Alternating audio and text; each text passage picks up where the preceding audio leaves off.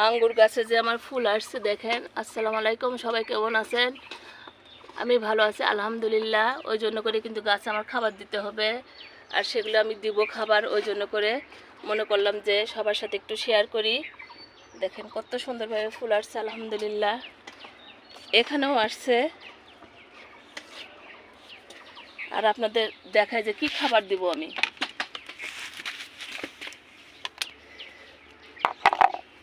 শিংকুচি, হাড়ের গুঁড়ো, নিমখোল দেখতে পাচ্ছেন, ফোরাডন, কোকোপিট, পটাশ সার, ইউরিয়া, ইপসন সল্ট, সরিষার খোল, চাপাতি, ডিমের খোসা প্রত্যেকটা কিন্তু আমি মিশিয়ে নেব সুন্দর করে। দেখতে পাচ্ছেন প্রত্যেকটা মিশিয়ে কিন্তু আমি এই গাছের গোড়ায় দিয়ে দিয়ে দিব, যাতে আবার ফুল বেশি আসে।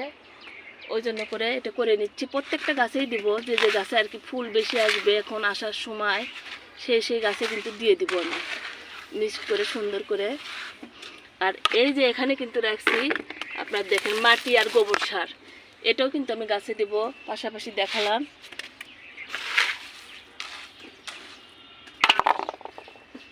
এটা তো হচ্ছে না, হাত দিয়ে করলে ভালো হবে।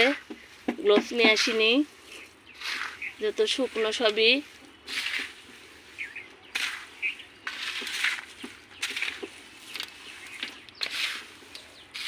সুন্দর করে কিন্তু উল্টাপাল্টা করে মিক্স করে নিতে হয়, সেটা আমিও নিচ্ছি।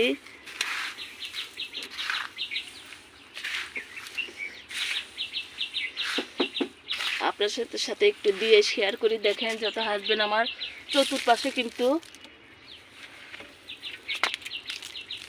বেশ সুন্দর করে খুঁড়ে দিছে, আর আমি এখন দিয়ে দিচ্ছি। আর এর সাথে এখন আমি একটাতে দিয়ে একটু শেয়ার করলাম আপনাদের সাথে মাটি, বালু আর আপনার গোবর সার।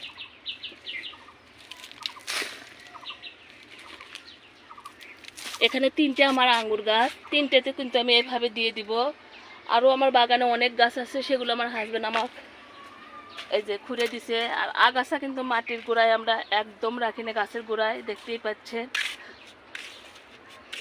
আমার হাজবেন্ডকে বললাম যে দেখেন এটা পুদিনা পাতা লাগাইছি, এটা যেন তুলে না। উনি ওটা তুলে বসে আছে, উনি ওরকমই করে, বুঝালেও বুঝে না, বললে রাগ করে। উনি কিন্তু আমাকে লেগে দিছে ওটা। আঙ্গুর গাছে যে ফুল আসছে দেখেন, আঙ্গুরও ধরছে দেখেন। ওই জন্য করে রোজার মধ্যে কিন্তু আমরা সময় করে উঠতে পারছি না, তারপরেও আজকে বাগানে চলে আসছি। অনেক কাজ আছে বাগানে।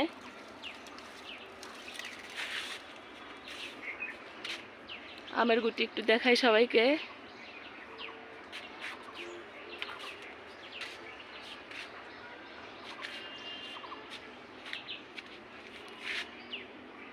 আল্লাহ হাফেজ।